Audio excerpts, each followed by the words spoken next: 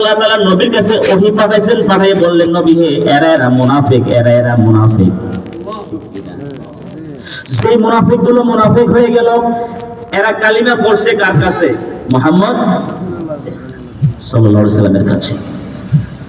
যেই মুনাফিকগুলো মুনাফিক হয়ে গেলেন, এরা নবীর সাহাবী ছিলেন, নবীজির হাতে কালিমা পড়েছেন, নবীজির সাথে হজ করেছেন, উমরা করেছেন, নবীজির সাথে হজ সম্মান করেছেন। যে মুনাফিকগুলো মুনাফিক হলেন, তারা কি আমাদের সাথে ইলমের দিক দিয়ে কম ছিল না বেশি ছিল?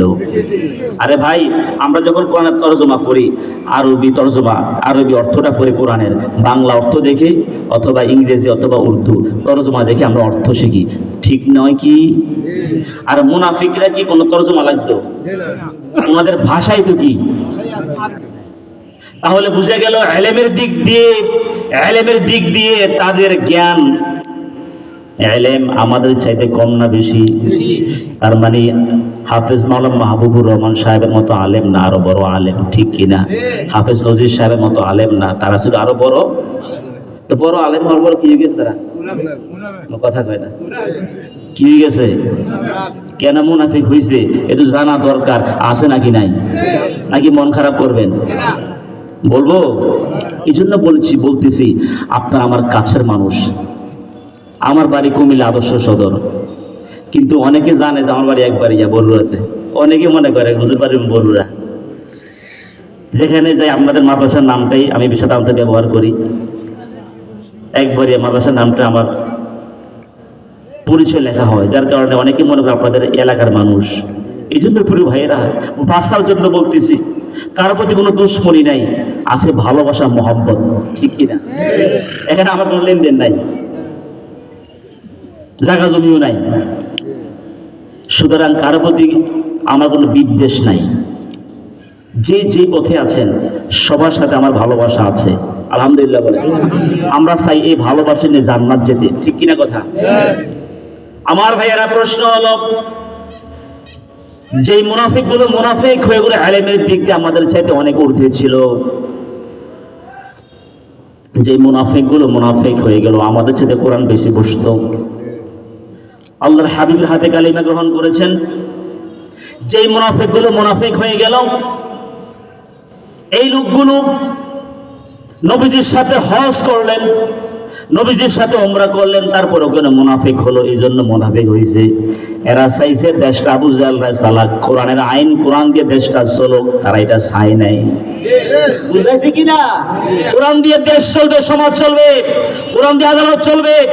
নবী সাল্লাল্লাহু আলাইহি ওয়াসাল্লাম কোরআন দিয়ে সমাজ পরিচালনা করেছেন, সেটা তারা চাই নাই। যদি না চাওয়ার কারণে বড় আলেম ও সত্য মুনাফিক হয়ে গেছে, এখনো যদি কোরআন দিয়ে দেশ চলবে, আদালত চলবে, কোরআনের আইন বাংলাদেশে প্রতিষ্ঠা হোক, যদি কেউ না চায়, আমি আল্লাহর নামে কসম করে বলতে পারি সে মুমিন হতে পারবে না। কথা ঠিক কিনা? এই জন্য আমাদেরকে থাকতে হবে কোরআনের আইনের পক্ষে। রাজি আছেন? রাজি আছেন? কোরআন দিয়ে দেশ চলুক, সমাজ চলুক, চাইবেন তো? পক্ষে থাকবেন তো? যদি থাকেন তাহলে ইমানদার দাবি করতে পারবেন। বলে হুজুর আমি তো নামাজ পড়ি, হজ করি, উমরা করি, দান সদকা করি। মুনাফিকরা আপনার চাইতে আরো ভালো নামাজি ছিল, আরো ভালো হাজি ছিল, নবীর সাথে হজ করছে। মুনাফিকগুলো বলে আমি তো বড় আলেম, মুনাফিকগুলো আপনার চাইতে আরো বড় আলেম ছিল। তারপরে মুনাফিক এজন্য হয়েছে, কোরআন দিয়ে দেশ চলবে, সমাজ চলবে, তারা চাই নাই, এজন্য মুনাফিক হতে হয়েছে। সুতরাং আমিও আপনি যদি কোরআন দিয়ে দেশ চলবে, সমাজ চলবে এটা না চাই, শুধু নামাজের তাওয়াক্ক করব। আর নামাজের তাওয়াক্ক কেন করতে হবে? ফরজ। আর কেন আল্লাহ ফরজ করলেন? কারণ কোরআন তেলাওয়াত করলে তখন এর থেকে শিক্ষা নিতে সহজ হয়। আল্লাহু আকবার। এই যে সামনে রমজান আসতেছে, পুরো কোরআনটা পড়বো না আমরা? নামাজে কেন আল্লাহ দিয়েছেন? গোটা কোরআনটাই নামাজে পড়ার জন্য কেন দিয়েছেন? যাতে আমরা কোরআন থেকে শিক্ষা নিতে পারি। প্রিয় ভাইয়েরা, আমরা যারা পরকালে বিশ্বাসী, আল্লাহর জিকির আমরা করি। লাকাদ কানা লাকুম ফি রাসূলিল্লাহি উসওয়াতুন হাসানাতুন লিমান কানা ইয়ারজুল্লাহা ওয়াল ইয়াউমাল আখির ওয়া যাকারাল্লাহা কাসীরা। আমরা যারা পরকালে বিশ্বাসী, আল্লাহর জিকির আমরা করি, আমাদেরকে আদর্শ হিসেবে মানতে হবে একমাত্র মুহাম্মদ সাল্লাল্লাহু আলাইহি ওয়াসাল্লামকে লাকাদ কানা লাকুম ফি রাসূলিল্লাহি উসওয়াতুন হাসানা, तुमको पैगंबर अल्लाह की पैरवी करने बेहतर है उस शख्स को जैसे अल्लाह की मिलने और रोज क़यामत की आने उम्मीद हुआ और अल्लाह का जिक्र कसरत से करता हो। You have indeed in the messenger of Allah a beautiful pattern for anyone. গোটা মানবতার জন্য, সবার জন্য একজনই আদর্শ, তিনার নাম কি? মুহাম্মদ। এই কথাটা কে বলছেন? বলেন না, কে বলছেন? আমি আর আপনার আরেকজনকে আদর্শ মানি, আমি আর আল্লাহ বলছে মুহাম্মদ সাল্লাল্লাহু আলাইহি ওয়াসাল্লামকে আদর্শ মানো। এখন আমরা যদি কেউ মনে প্রাণে আরেকজন ব্যক্তিকে আদর্শ মানি, যে জীবনের আদর্শ তিনি, আমি ওনার আদর্শ লোক, ওনার সৈনিক, ওনার আদর্শ মনে প্রাণে দাবি করি, তো আল্লাহ বলছে আদর্শ মানবা কাকে? মুহাম্মদ। মুহাম্মদ সাল্লাল্লাহু আলাইহি ওয়াসাল্লাম ছাড়া অন্য কেউ আমাদের আদর্শ হতে পারে না। এটা কার নির্দেশ বলেন? কার নির্দেশ? হ্যাঁ ঠিক আছে, আমি হাফেজ মাওলানা মাহবুবুর রহমান সাহেবের আদর্শ মানি। কোনটা? ওনার ভিতরে মুহাম্মদ সাল্লাল্লাহু আলাইহি ওয়াসাল্লামের আদর্শ যা আছে এটা মানি। মুহাম্মদ সাল্লাল্লাহু আলাইহি ওয়াসাল্লামের বিরুদ্ধে কিছু বললে সেটা আমি মানতে রাজি না। তার মানে মূলত ওনার আদর্শ না, কার আদর্শ? মুহাম্মদ সাল্লাল্লাহু আলাইহি ওয়াসাল্লামের আদর্শ। কথা কোন ঠিক কিনা? সুতরাং আমরা কথা বলবো মিসাল আদমে ইনসান হযরত মুহাম্মদ সাল্লাল্লাহু আলাইহি ওয়াসাল্লাম, the great man Hazrat the ideal the great হযরত মুহাম্মদ সাল্লাল্লাহু আলাইহি ওয়াসাল্লাম, মুহাম্মদ সাল্লাল্লাহু আলাইহি ওয়াসাল্লামের আদর্শ নিয়ে কিছু কথা বলবো। আল্লাহ যেন আমাদেরকে তৌফিক দান করে, আমিন বলি, যাতে আমরা শিখতে পারি। বলেন আমিন। আল্লাহ নবী সাল্লাল্লাহু আলাইহি ওয়াসাল্লাম ওনার শারীরিক কাঠামো যেমন সুন্দর ছিল, নবীর চাইতে সুন্দর মানুষ পৃথিবীতে হতে পারে না। আমার ভাইয়েরা, যেই মহিলাগুলো ইউসুফ আলাইহিস সালামের রূপ দেখে ফল কাটতে গিয়ে হাত কেটে ফেলেছিল, হযরত আয়েশা সিদ্দিকা রাদিয়াল্লাহু তাআলা আনহা বলেন, এরা যদি আমার নবীর চেহারা দেখতো, নবীর রূপ দেখতো, হাত নয় হাত কেটে কলিজা পর্যন্ত কেটে ফেললেও তারা টের পেত না। সুবহানাল্লাহ। আল্লাহ নবীর শারীরিক গঠন যেমন সুন্দর ছিল, উত্তম ছিল, সর্বোত্তম ছিল, তেমন ছিল চারিত্রিক মাধুরী। নবী সাল্লাল্লাহু আলাইহি ওয়াসাল্লামের চারিত্রিক সার্টিফিকেট দিয়েছেন সরাসরি আল্লাহ। সুবহানাল্লাহ। পৃথিবীর কারো সার্টিফিকেট আল্লাহ দেন, একমাত্র কার দিয়েছেন? মুহাম্মদ সাল্লাল্লাহু আলাইহি ওয়াসাল্লাম। লাকাদ কিস ওয়া ইন্নাকা লাআলা খুলুকিন আযীম। সকলে পড়েন ওয়া ইন্নাকা লাআলা খুলুকিন আযীম। And most surely you confirm to sublime morality. Our akhlaq तुम्हारे बहुत आली है। নবী হে, আমি আপনাকে সর্বোচ্চ উন্নত চরিত্র দিয়ে দুনিয়াতে পাঠাইছি। আল্লাহু আকবার বলেন। যাকে বলছে সর্বোচ্চ উন্নত চরিত্র দিয়ে দুনিয়াতে পাঠিয়েছি, তিনি ছাড়া অন্য কোন নেতা নেত্রী আমার জীবনের আদর্শ হতে পারে না। কথা বলেন ঠিক কি না? তো নবীকে বলেছেন খুলুকুন আযীম, মানে মহান চরিত্র। আর আমাদের মধ্যে থাকতে খুলুক, কি থাকতে হবে? নবীর মধ্যে, মুহাম্মদ সাল্লাল্লাহু আলাইহি ওয়াসাল্লামের মধ্যে শুধু খুলুক না, আছে কি? খুলুকুন আযীম। আর আমাদের মধ্যে কি থাকতে হবে? খুলুক। কি থাকতে হবে? খুলুক। খুলুক মানে চরিত্র। খুলুক মানে কি? খুলুক কাকে বলে? আমরা একটা কিতাব পড়ে নুরুল আনোয়ার, এর মধ্যে এই সংজ্ঞাটা আছে। খুলুক মানে ইয়াসদুরু আনহাল আফআল বিসুহুলাতিন, যার থেকে সহজে আল্লাহর বিধিবিধান বের হয়ে যায়, আদেশটা পালন করে, নিষেধটা ছেড়ে দেয়। যার মধ্যে যোগ্যতা আছে, তার মধ্যে খুলুক আছে। এই খুলুক যার মধ্যে নাই, তার ঈমান থাকতে পারে না। কথা ঠিক কি না? বুঝাইছেন? এবার সকলে জবাব দেন, আজান হয়েছে, কই যাবেন? কই যাবেন? যদি আপনার মনটা মসজিদের দিকে দৌড় দেয়, আজান হয়েছে, মসজিদে যাওয়া লাগবে। কোনো কারণে যেতে না পারলে, অসুস্থতা হোক অথবা শরীরে কোনো সমস্যা, যেতে পারেন নাই, মনটা ছটফট করবে, তাহলে বুঝা গেল আপনার মধ্যে খুলুক আছে। আলহামদুলিল্লাহ। আলহামদুলিল্লাহ। আমার ভাইয়েরা, খেতে হবে হালাল। সামনে সুদি লেনদেন আসছে, 1,05,00,000 টাকা হাতে আছে। একজনে বললে যে তুই এটা দে, তোরে প্রতি মাসে 10,000 টাকা দিব। তো যার মধ্যে খুলুক আর চিন্তা করবে যে না, সুদে তো টাকা লাগাইলে চরিত্র ঠিক থাকে না, অর্থাৎ জান্নাতে যাওয়া। এবার সকলে জবাব দেয়, যারা সুদে টাকা লাগায় তাদের মধ্যে কি খুলুক আছে? আর আল্লাহ নিষিদ্ধ কাজ কি? সুদ কি নিষিদ্ধ না? কথা বলে নিষিদ্ধ না? একবারই এত সুদ নাই। বলরা কি সুদ আছে না? আলেম ওলামা বেশি সুদ করতে আসবে। আমাদের কুমিল্লার আদর্শ সদর ওইদিকে আছে, কারণ আপনার এলাকা থাকি কোনটা কই কোন বিপদে পড়ি। আমার ভাইয়েরা, রিবা সাবহুনা হুবান, 1 টাকা সুদ খাবেন 70টি গুনাহ হবে। 1 টাকা সুদ খাবেন 70টি গুনাহ হবে। আহওয়ানুহা কাওয়াকার রাজুলু আলা উম্মিহি, 1 টাকা সুদ খাবে 70টি গুনাহ হবে। ওই 70টি গুনার মধ্যে সবচেয়ে হালকা ছোট্ট গুনাহ হচ্ছে আপন মায়ের সাথে ব্যভিচার করা। নাউযুবিল্লাহ। কত বড় অপরাধ! ওয়াজারু মা বাকিয়া মিনার রিবা, আল্লাহ তাআলা বলেছেন, আল্লাহ তাআলা আমাদেরকে জানিয়েছেন সুদের বকেয়া ছেড়ে দাও, সুদের লেনদেন ছেড়ে দাও। মুমিনদেরকে বলেছেন সুদের বকেয়া ছেড়ে দাও, সুদের লেনদেন ছেড়ে দাও। কে বলেছেন? আল্লাহ। ছাড়তে বলছেন কে? করা যাবে? ওয়াজারু মা বাকিয়া মিনার রিবা, সুদের বকেয়া ছেড়ে দাও, সুদের লেনদেন ছেড়ে দাও। ফাইন লাম তাফআলু বিহারবিম মিনাল্লাহি ওয়া রাসূলিহি, তুমি যদি সুদের মতো অন্যায় কাজ অপকর্ম ছাড়তে না পারো, আল্লাহ এবং আল্লাহর রাসূলের সঙ্গে যুদ্ধের প্রস্তুতি নাও। নাউযুবিল্লাহ বলেন। এবার সকলে জবান খুলে বলেন, সুদ খাওয়া মানে যুদ্ধ কার সাথে? জোরে বলেন না, কার সাথে? সুদ খাওয়া মানে আল্লাহর সঙ্গে যুদ্ধ করা, সুদ খাওয়া মানে নবীর সাথে যুদ্ধ করা। উপায় থাকবে? আল্লাহর নবী সাল্লাল্লাহু আলাইহি ওয়াসাল্লাম যখন জাহান্নামের পাশ দিয়ে যাচ্ছেন মেরাজের রাত্রিতে, বুতুনুম কাল বুয়ুত, তাদের পেটগুলো বিশাল ঘরের মতো বড় বড় পেট, ড্রামের মতো বড় বড়, ঘরের মতো বড় বড় পেট, মানুষের পেট বিশাল বড়। ফিহাল হাইয়াতু তুরাবিন খারিজি বুতুনিহিম, ওই পেটের মধ্যে আছে বিষাক্ত সাপ, বড় বড় সাপ। লোকটাকে ধ্বংসন করেছে, লোকগুলা চিৎকার করতেছে। আল্লাহর হাবিব ভয় পেয়ে গেলেন, এমন ভয়ঙ্কর দৃশ্য কখনো দেখে নাই। বলছে, জিবরাইল, এরা কারা? যাদের পেটের মধ্যে বিষাক্ত বড় বড় অনেকগুলো সাপ। এখন যদি মাঠের মধ্যে একটা বিষাক্ত সাপ ঢোকে, দেখবি যে আপনারা কেমন দৌড়াদৌড়ি শুরু হয়ে যায়। আপনাদের আগে বক্তা দৌড় দিবে, ঠিক কিনা? কিসের ভয়ে? এটা আওয়াজ দেখুন না, কিসের ভয়ে? যত টাকা খেয়েছি সুদে, সব টাকার মধ্যে সাপ হবে। আমার ভাইয়েরা, কি ভয়ঙ্কর অবস্থা! হুজুর, আমরা মাদ্রাসাও সুদ দেয়, কেমন জানেননি?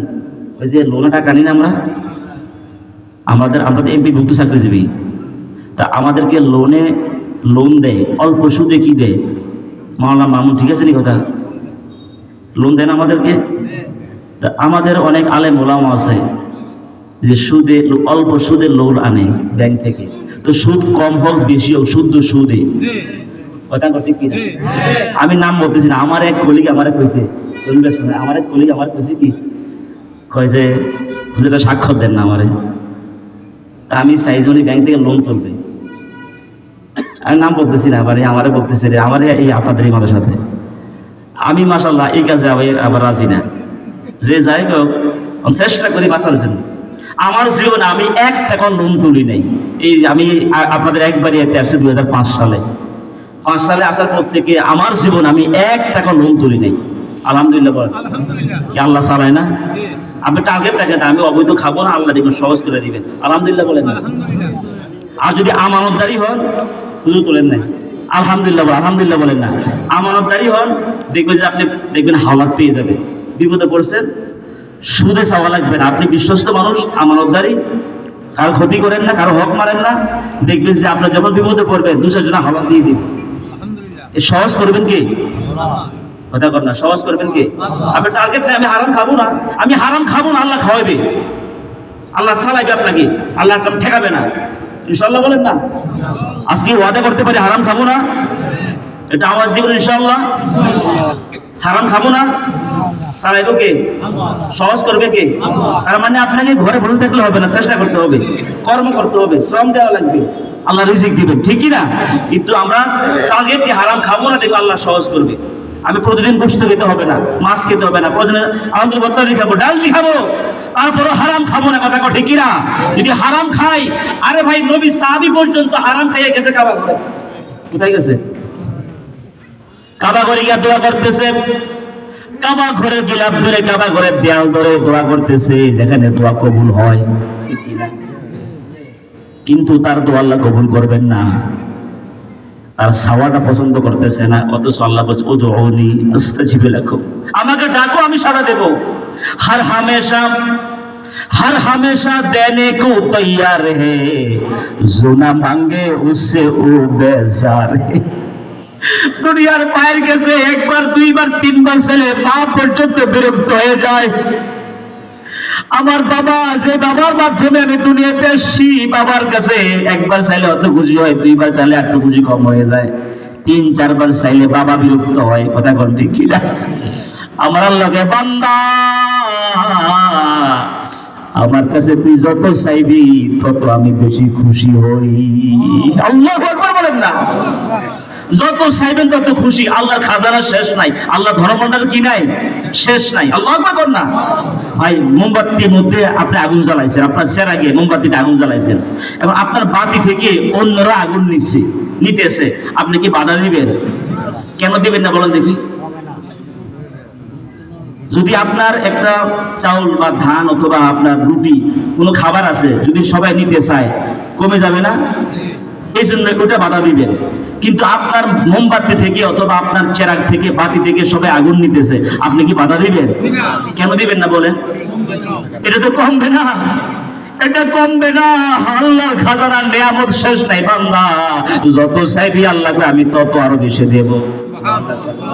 हर हमेशा देने को तैयार है, हर हमेशा देने को तैयार है, जो ना मांगे उससे वो बेजार है। আল্লাহ তাআলা সব সময় বান্দাকে দিতে রাজি। বান্দা আমার কাছে যা, আমি দিতে রাজি, যত চাইবি তত আমি আল্লাহ বেশি খুশি হই। আল্লাহু আকবার বলেন না? হ্যাঁ, হয়তো কোনো চাওয়া দুনিয়াতে পেলাম না, আপনি একটা মনের তামান্না আশা আপনার আল্লাহর কাছে চেয়েছেন, দুনিয়াতে পান নাই, ঠিক আছে, এই চাওয়ার সাজাটা পরকালে পেয়ে যাবেন। সুবহানাল্লাহ। যখন পরকালে পেয়ে যাবেন, ধরেন আপনি একটা ভালো চাকরি চাইছেন, একটা প্রতিষ্ঠিত হওয়ার জন্য কিছু একটা আল্লাহর কাছে চাইছেন, কিন্তু আল্লাহ দুনিয়াতে আপনাকে দেয় নাই, আপনি কষ্টে জীবনটা কাটাইছেন। পরকালে দেখবেন ওই যে চাইছেন একটা সম্পদ, আল্লাহ এটার প্রতিদানটা আপনাকে দিয়ে দিবে। যখন দিয়ে দিবে তখন আপনি আফসোস করে বলবেন, আল্লাহ যদি দুনিয়াতে একটা দোয়া কবুল না হইয়া আজকে পরকালে কবুল হইতে কতই না ভালো হতো। আল্লাহ আকবার। এই জন্য কোনো দোয়া আল্লাহ থেকে মাহরুম হয় না, আল্লাহ দুনিয়াতে না দিলে পরকালে দিবে। সুবহানাল্লাহ কর না? এই জন্য সকলে বলে চাইবো কার কাছে? যদি হালাল পথে চলতে চাই সাহায্য করবেন কে? তো আমাকে বলছেন যেটা স্বাক্ষর দেন। আমি বলছি যে স্যার আমি তো সাক্ষ্য দিতে পারবো না। তো কেন দিবেন না? আমার কলিগ একসাথে চাকরি করে সহযোগিতা করবেন না? আমি একটা লোন তুলবো, মানে কতক্ষণ আমার সমাজ যারা দিয়ে গেছে। কথা বলছেন তো? চিন্তা করলাম আমি যদি এখন জবাব দিই হয়তো উনি কষ্ট পাইব, আমি আর জবাব দেই নাই। পরবর্তী সময় অবশ্য যখন তিনি শান্ত হয়েছেন, পরবর্তী আরেকদিন স্যারকে ভালো করে বুঝিয়ে দিছি এই সুদ কেন হয়। বুঝিয়ে দেওয়ার পরে বলছে ঠিক আছে, আমি চেষ্টা করবো আমি যেন এই পথে যেতে না হয়। আলহামদুলিল্লাহ বলেন। আর রিবা সাবউনা হুবান, এই জন্য যে সুদ খাবে 70টি গুনাহ হবে, সর্বনিম্ন গুনাহ হচ্ছে আপন মায়ের সাথে ব্যভিচার করা। আল্লাহর হাবিব সাল্লাল্লাহু আলাইহি সাল্লাম যখন মেরাজের রাতে জাহান্নামের পাশ দিয়ে যাচ্ছেন, কিছু কিছু লোক দেখতে পেলেন বুতুনুন কাল বুয়ুত, পেটগুলো বিশাল ঘরের মতো, ড্রামের মতো বিশাল বড় বড় পেট, ফিহাল হাইয়াতু তুরা মিন খারিজি বুতুনিহিম, পেটের মধ্যে আছে বিষাক্ত বড় বড় সাপ। জিবরাইল এই ভয়ঙ্কর অবস্থা, লোকগুলাকে সাপের ধ্বংসন করতেছে, পেটের উপর দিয়ে গ্লাসের মতো দেখা যাচ্ছে স্পষ্ট। কি ভয়ঙ্কর অবস্থা, লোকগুলো চিৎকার করতেছে। নবীজি ভয় পেয়ে গেছে, জিবরাইল এরা কারা?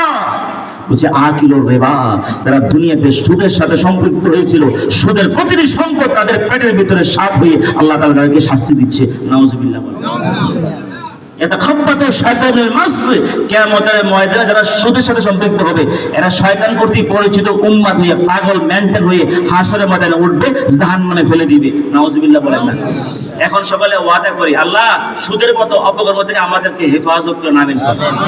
সুদ খাওয়া যাবে না, দেওয়া যাবে না, সাক্ষী হওয়া যাবে না, লেখাও। সুদের সাথে সম্পৃক্ত 4 প্রকারের লোক, আওয়াজ দিয়ে কোন কয় প্রকারের লোক? অনেক আছে আমরা সুদ খাই না কিন্তু ওই সাক্ষ্য দিয়ে দিই অথবা সাক্ষী হয়ে যাই। না ভাই, এটা একটা লাল চা খাওয়ার লাগে কেন সাক্ষী হইবেন? এটা একটা ফাউটি বন খাওয়াবো, সাক্ষী হয়ে গেছেন। এই ফাউটি বন খাইয়া সাক্ষী হয়েছেন, আর কিয়ামতের মধ্যে আপনার পেটের মধ্যে আল্লাহ সাপ ঢুকিয়ে দিবে, তখন অবস্থা কি হবে? সকলে জবাব দেন। সুদের সাথে সম্পৃক্ত কয় প্রকারের লোক? আকিলুর রিবা, যে সুদ খাবে, মুকিলাহু, যে সুদ দিবে, কাতিবাহু, যে সুদের ডিড লিখবে, দলিল লিখবে, যে লেখক, শাহিদাই, যারা সাক্ষী হবে সবাই সমান অপরাধী, সকলকে জাহান্নামে যাওয়া লাগবে। নাউজুবিল্লাহ বলেন। যার মধ্যে খুলুক আছে সুদের সাথে সম্পৃক্ত হবে না, যার মধ্যে খুলুক আছে অন্য জায়গা জমি দখল করবে না। বাজারে দোকান দিতে গিয়ে দেখা যায় সরকারি রাস্তা দিকে একটু ঠেলে দেয়, আছে নাকি নাই? ওই চিন্তা করে এখন ঠেলে দিতে অসুবিধা কি? আপনাকে ঠেলে দিচ্ছে জায়গাটাকে আপনার, কথা কর না, জায়গাটা কার? আপনার নাকি? এটা সরকারি জায়গা না? এটা সরকারি জায়গা থেকে আপনার দোকান দিতে গিয়েও আপনি ঠেলে দিচ্ছেন, একটু কার্নিশটা বাড়াই দিচ্ছেন। এই যে বাড়াই দিলেন, চিন্তা করো যখন সরকার ভাঙবে তখন ভাঙো, অসুবিধা কি? এখন দিয়ে দিই, এই যে এখন দিয়ে দিচ্ছেন, জ্যাম লাগে যায়। এই বীজটা থেকে বাতাসে যাওয়া পর্যন্ত বাজারগুলো দেখবেন কেন জ্যাম করে, ওই যে সবাই ঠেলে দেয়। আপনি যতটুকু করে ঠেলছেন দেখবেন যে এই জায়গাটা আপনার কিনা। যদি আপনার না হয় তাহলে কিয়ামতের দিন যেখানে আপনার এই আপনার বক্স রাখছেন, যেখানে আপনার এই খাটটা রাখছেন, আপনার চৌকি রাখছেন, এই জায়গাটা কিয়ামতের দিন 7 কদম খুলে গলায় ঝুলিয়ে দিবে। নাউজুবিল্লাহ। বলে আমি না দিছি, আমার ছেলে 100 ভেঙে ফেলবে, তখন সরকার ভাঙা শুরু করে। আপনি দিলেন কেন? হ্যাঁ, যদি এমন জায়গা হইতো যে কারো ক্ষতি হয় না, জ্যাম লাগে না, তাহলে দিতেন। কিন্তু যখন আপনি বাড়াই দিচ্ছেন, বাজারে জ্যাম লাগে না, আপনি বিজরা বাজারটা পার হইতে অবশ্য ঘন্টা পাওয়া যায় না। কথা কোনো ঠিক কি লাগে? কিন্তু দুঃখে বলতেছি কেন, যে বিজরা বাজার শুধু দুদিক দিয়া যে যার মতো ঠেলে দেয়, আপনি ঠেলে দিচ্ছেন, আপনার মানুষের ক্ষতি করতেছেন। এই যে ঠেলে দিচ্ছেন, আপনি দখলদার। আপনি কি? আপনি কি দখলদার? বাড়ি ঘর দিকে দেখা যায় চাষার দিকে একটু ওয়ালটা ঠেলে দেয়, যেই ভাইটা দুর্বল তার দিকে ঠেলে দেয়। আমার বন্ধুগণ রাস্তার পাশে বাড়ি, রাস্তার দিকে ঠেলে দেয়। প্রয়োজনে আমিন এনে বলবেন, কোথায় দিলে আমার 1 ইঞ্চি জায়গাও সরকারি রাস্তা যাবে না, সেখানে আমি অল দিব। ঠিক কিনা? তাহলে আপনি ইমানদার, তাহলে আপনি খুলুক চরিত্রবান। আলহামদুলিল্লাহ বলেন না?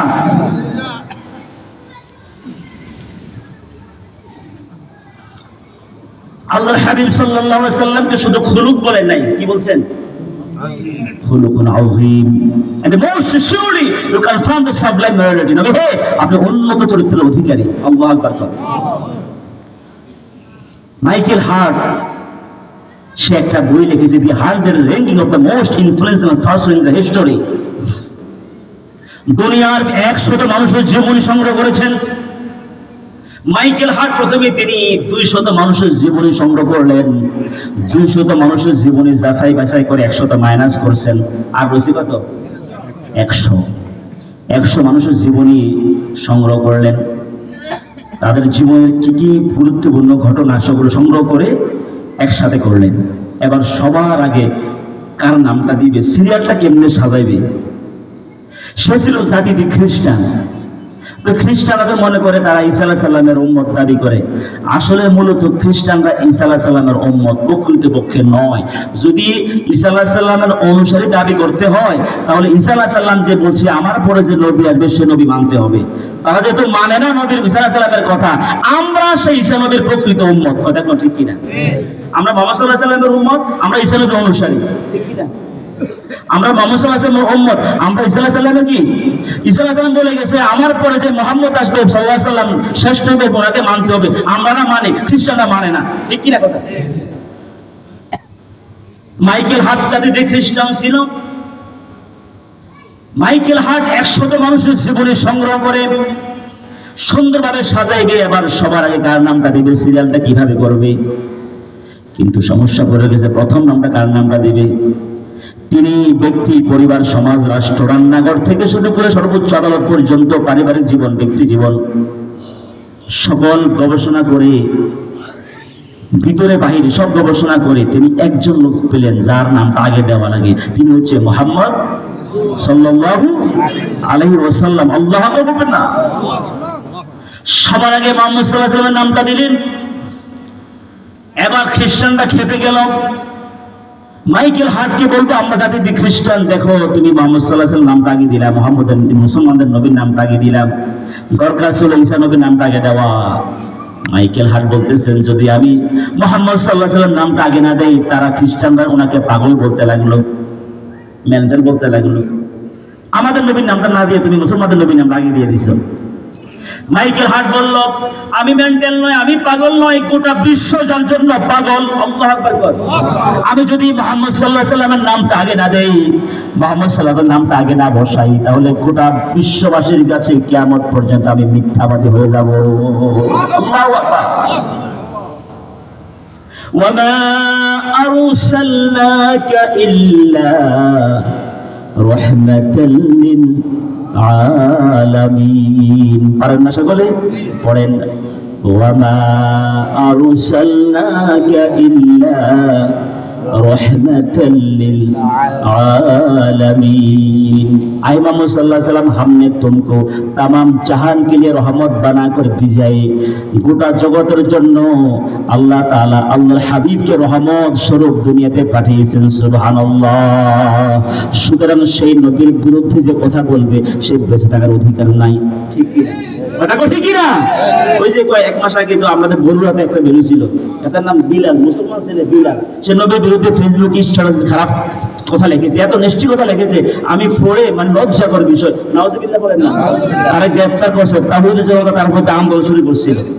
আমার মাদ্রাসা আমার কলিগ এনামূলক ভাই, আমার কলিগ এনামূলক, ওই সে লন্ডি দোকানে কাজ করে আর লন্ডি দোকানে কাজ করে। তো ওই বিলাল নামে, ওই লোকটা আরে বিলাল নামে, তো লন্ডি দোকানে কাজ করে। এখন তার কাছে গেছে কাপড় ধোলাই করতে, তো বলছে যে কবে দিবে, অমুক তারিখে দিবে।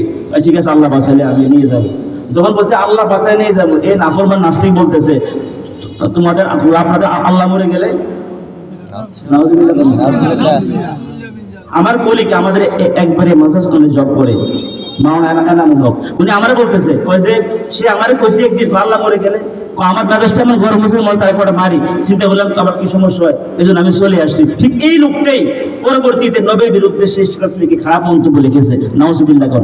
তারা গ্রেফতার করছে। দাবি জানাবো, নবীর বিরুদ্ধে যে কথা বলবে তাকে ফাঁসির কাস্টে ঝুলাতে হবে। কথা কথা ঠিক কিনা? এটা কার আইন? না কার আইন? সাব্বান নবী ফাকতুলু, যে নবীর বিরুদ্ধে মন্তব্য করবে তার কল্লা উড়িয়ে দাও। কথা ঠিক কিনা? তবে আইন হাতে নেওয়া যাবে না, আদালত বিচার করবে। কে বিচার করবে? আদালত। কে বিচার করবে? আদালত। আইন হাত, যেখানে আদালত থাকে, বিচারক থাকে, আমরা আইন হাতে নেব না, তবে বিচারের ব্যবস্থা করতে হবে। নবীজির বিরুদ্ধে যে কথা বলবে তার শাস্তি মৃত্যুদণ্ড। প্রমাণটা দেখেন, আরেকটি প্রমাণ আল্লাহর হাবিব সাল্লাল্লাহু আলাইহি ওয়াসাল্লামের ব্যাপারে ইবনে খাতাল নামে আল্লাহ নবীর বিরুদ্ধে সে গায়িকা নায়িকা আনতো, এরকম স্টেজ করতো। স্টেজ কইরা বিরিয়ানি খাওয়াইয়া, মানে ভালো ভালো খাওয়াইয়া লোক সমাগমন করে নবীর বিরুদ্ধে সে গান গাওয়াইতো, কটূক্তি করতো। নাউজুবিল্লাহ বলে। এগুলা যে বর্তমানে হয় তা না, অতীত ছিল। কথা ঠিক কিনা? আমার ভাইয়েরা, আল্লাহর হাবিবের বিরুদ্ধে গায়িকা নায়িকা এনে সে গান গাওয়াইতো। ইবনে খাতাল নাফরমান। আপনারা সকলে জবাব দেন, সময় কি সবসময় একরকম জানি ভাই? যখন মক্কাটা বিজয় হয়ে গেল, আল্লাহ নবী সাল্লাল্লাহু আলাইহি ওয়াসাল্লাম যখন মক্কা থেকে মদিনায় গেলেন, আমার বন্ধুগণ, মদিনায় যাওয়ার সময় আল্লাহ নবী সাল্লাল্লাহু আলাইহি ওয়াসাল্লাম যখন মদিনায় যাবেন, মক্কা থেকে হযরত আলীকে বলছে, আলী রে তুই আমার ঘরের মধ্যে শুয়ে থাক। হযরত আলী ঘরের মধ্যে শুইলেন। বলছে হুজুর আপনি যান, অসুবিধা নেই, আপনার চাদর মুড়ি দিয়ে শুয়ে থাকি। কাফেররা ঘরে ঢুকবি সকালবেলায়, আর আমাকে মুহাম্মদ সাল্লাল্লাহু আলাইহি ওয়াসাল্লাম মনে করে কেটে টুকরা টুকরা করে ফেলবে, এত অসুবিধা নাই। অন্তত আমার জীবনে একটা বড় আশা থাকবে, নবী আমার জীবনের বিনিময় আল্লাহর হাবিব দুনিয়াতে বেঁচে আছে। আল্লাহু আকবার বলেন না?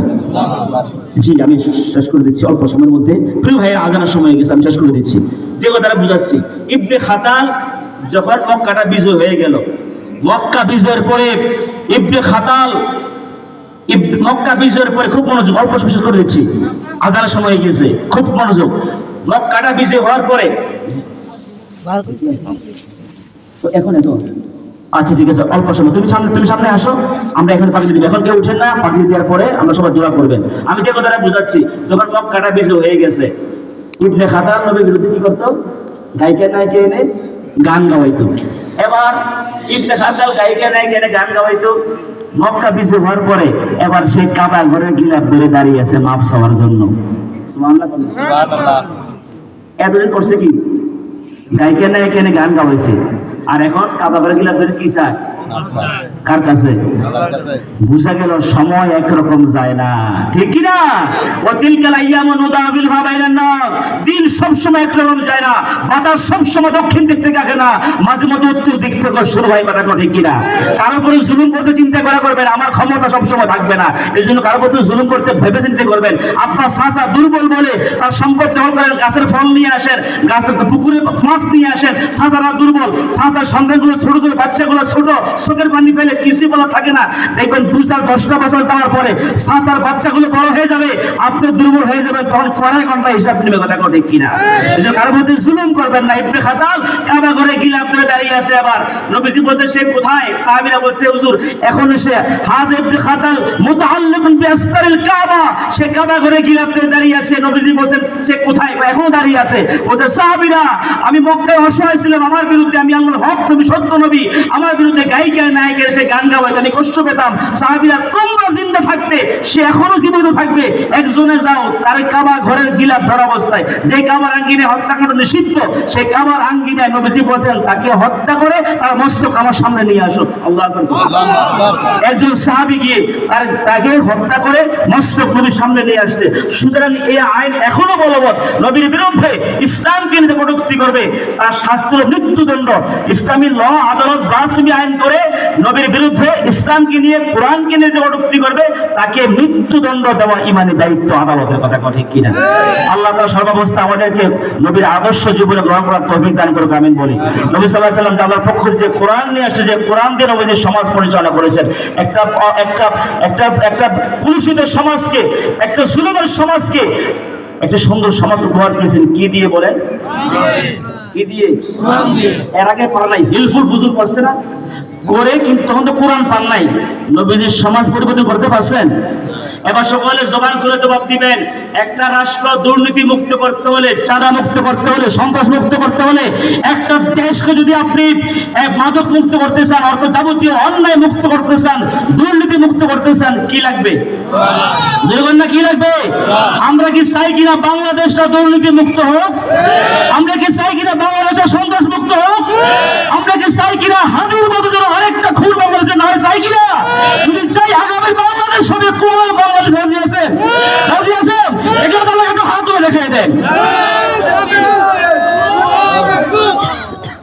আল্লাহু আকবার বলেন। আল্লাহ কবুল করুক। একবারে হাফিজা নুরানি মাদ্রাসা, একবারে নুরানি হাফিজা মাদ্রাসার একজন ছাত্র।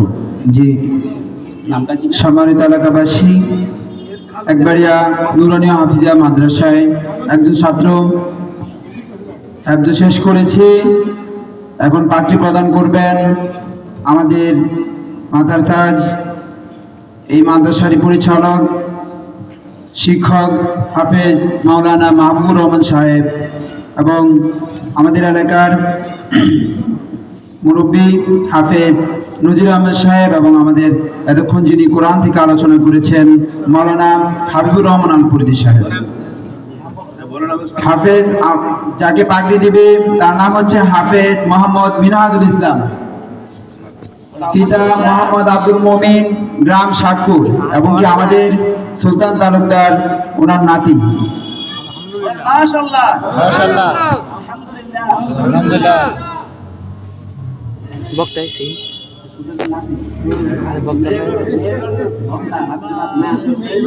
আমার এখানে কাছে মাশাআল্লাহ বলেন। মাশাআল্লাহ।